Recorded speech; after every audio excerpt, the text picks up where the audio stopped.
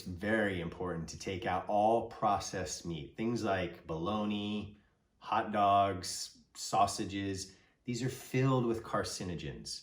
Now, I know that they are delicious. Again, I ate them for most of my life until I started to realize the impact that they were having on me. And I cut them out and my body changed. When I changed my diet, my whole system upgraded and my erection was definitely stronger and lasted longer simply by changing diet. Then when I added in more of these supplements and different techniques that I'm going to teach you, it got even better. So I'm not trying to deprive you of the joys of life. I'm trying to help you have a high quality of life by having health that will lead to longevity. If we don't take care of our diet, it's going to shorten our lifespan. And this is just fact. So the choice is yours. The next thing that we have to be careful with is dairy intake. Now, dairy like cheese, milk, butter, these things, again, a major part of the Western diet in the modern times, and a little bit is fine.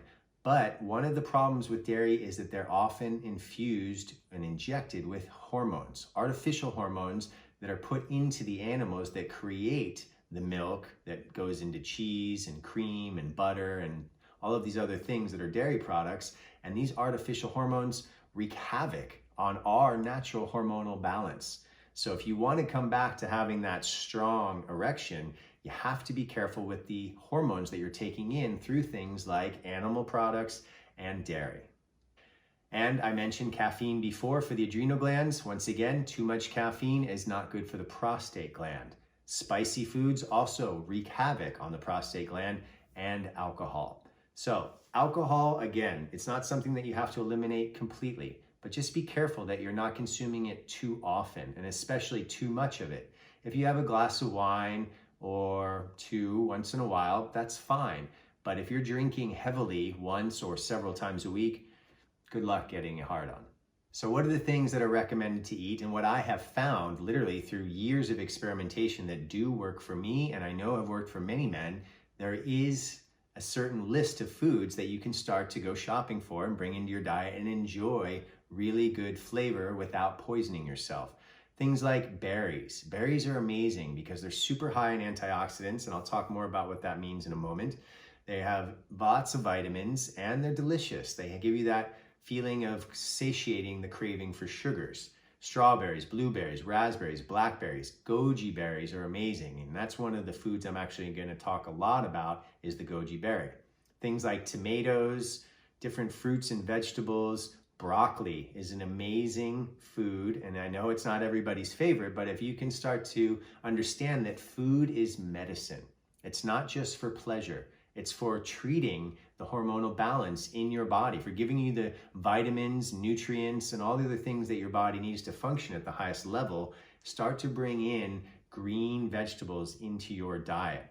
Green tea is another amazing superfood that has so many benefits, and this can be a replacement for coffee.